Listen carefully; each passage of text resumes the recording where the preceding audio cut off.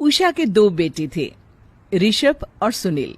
ऋषभ उसका सौतेला बेटा था। उषा हमेशा ही अपने सगे बेटे सुनील को ज्यादा प्यार करती थी। सुनील की शादी हो चुकी थी और ऋषभ की शादी भी निशा नाम की लड़की से हो जाती है। उषा सुनील की पत्नी कीर्ति को ज्यादा प्यार करती थी। एक दिन वो अपनी बहू कीर्ति के लिए साड़ी ले आती है। ये लो बहू, तुम्हारे लिए साड़ी लाई हूँ। कल पड़ोस की शादी में जाना है ना, तुम यही पहन कर चलना। तभी वहां ऋषभ आ जाता है। अरे माँ, तुम निशा के लिए साड़ी नहीं लाई? वो भी तो कल शादी में जाएगी ना? हाँ हाँ, वो भी जाएगी, पर उसके पास तो काफी साड़ी होंगी ना। अभी अभी तो शादी हुई है तुम दोनों की, तो उसी में से कोई पहन लेगी वो। ऋषभ ये सुनकर उदास हो जाता है। तब निशा कहती है, आप उदास क्यों होते हो जी? सही तो कह रही हैं मम्मी जी। मेरे पास तो बहुत साड़ियां हैं और सारी की सारी नई हैं। मैं उन्हीं में से कोई पहन लूंगी। वो बात नहीं है निशा। माँ मेरे साथ तो सौतेला व्यवहार करती ही थी, पर मुझे लगता था कि मेरी पत्नी के साथ वो ऐसा कभी नहीं करेंगी, पर आज उन्होंने तुम्हारे साथ भी वैसा ही व्यवहार किया। ऋषभ उदास होकर अपने कमरे में चला जाता है। ऋषभ को उदास देखकर निशा को अपनी सास पर बहुत गुस्सा आता है। एक दिन उषा सुनील को कुछ पैसे दे रही होती है। ले बेटा सुनील, ये कुछ पैसे रख ले और बहू को कहीं घुमा लिया। जी मम्मी जी। सुनील वहां से चला जाता है। मम्मी जी, आपने इन्हें तो कभी पैसे नहीं दिए। ऐसा सौतेला व्यवहार आप क्यों करती हैं? बहू, ये किस तरह से बात कर रही हो तुम अपनी सास से? कोई ऐसे सवाल करता है कि अपनी सासू से? सास? अरे जिस दिन से मैं इस घर में आई हूं ना, आपने तो मुझे अपनी बहू माना ही नहीं। हमेशा कीर्ति भाभी के लिए ही सब कुछ लाती हैं। मुझे तो आज तक आपने कुछ दिया ही नहीं। क्या मैं जानती नहीं कि आप ऐसा क्यों करती हैं? देख निशा, तू अपना काम कर, समझी? मेरे से बहस करने की कोई जरूरत नहीं है। तभी वहां ऋषभ आ जाता है। निशा, माँ से ऐसे बात नहीं करते। तुम जाओ अपने कमरे में। हाँ हाँ, जा रही हूँ। मुझे भी इनसे बात करने का कोई शौक नहीं है।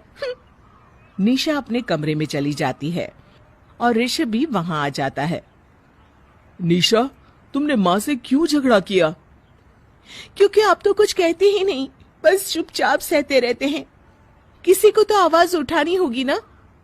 कोई बात नहीं निशा, तुम गुस्सा मत करो, शांत हो जाओ। निशा रसोई में खाना बना रही होती है। तभी वहां कीर्ति आ जाती है। निशा, तुम मार्केट से ये सामान ले आओ। मैं क्यों जाऊं? आप भी तो जा सकती हो ना। दिख नहीं रहा कि मैं खाना बना रही हूँ? हाँ तो क्या हुआ, खाना बनाने के बाद चली जाना। हाँ हाँ, खाना भी मैं ही पकाऊं, बाजार जाकर सामान भी मैं ही ले आऊं। खुद तो कुछ करोगी नहीं, है ना? ओहो, जुबान तो देखो कैसे चल रही है। सुनो, तुम अभी आई हो इस घर में, तमीज में रहो, वरना सासू माँ से कहकर मायके भिजवा दूंगी तुम्हें। हाँ। ओ, हाथ लगाकर दिखाओ मुझे, देख लूंगी। बहुत मनमानी हो गई तुम दोनों की, समझी? निशा लिस्ट कीर्ति के ऊपर फेंक देती है। कीर्ति निशा को मारने आती है तो निशा उसका हाथ मोड़ देती है।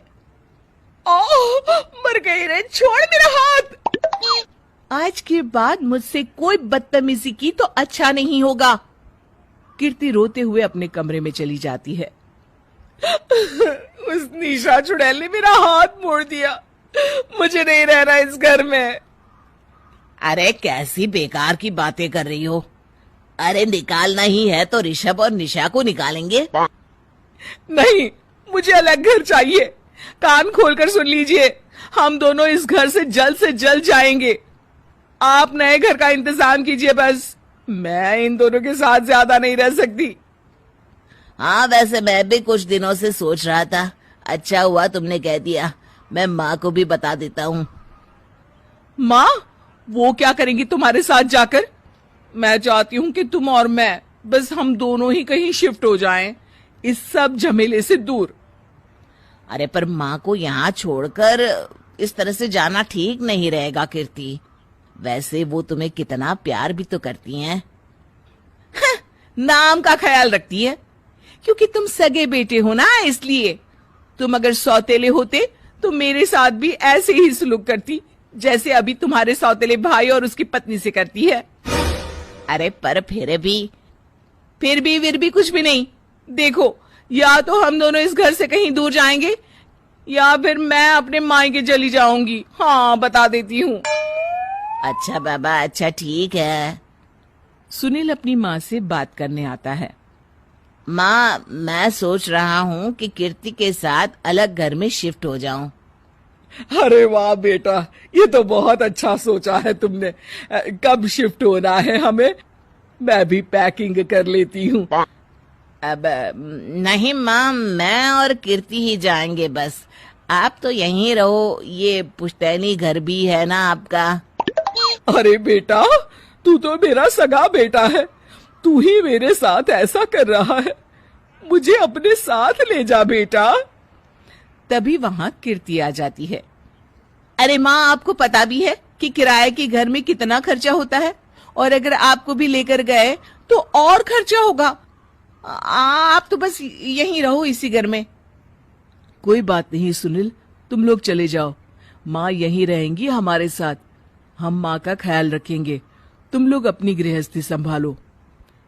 निशा को ये देखकर बहुत खुशी होती है। वो मन ही मन सोचती है, अब आया ना ऊंट पहाड़ के नीचे, अब मम्मी जी को पता चलेगा बड़ा सगा और सौतेला करती रहती थी। सगा बेटा तो जा रहा है छोड़कर, अब आएगी इन्हें अकल, और नहीं आई तो मैं अल्लाह कर रहूंगी। निशा अपनी सास को कैसे अपने सौतेले बेटे से मिलाएगी, जानने के लिए देखिए सौतेली माँ पार्ट 2।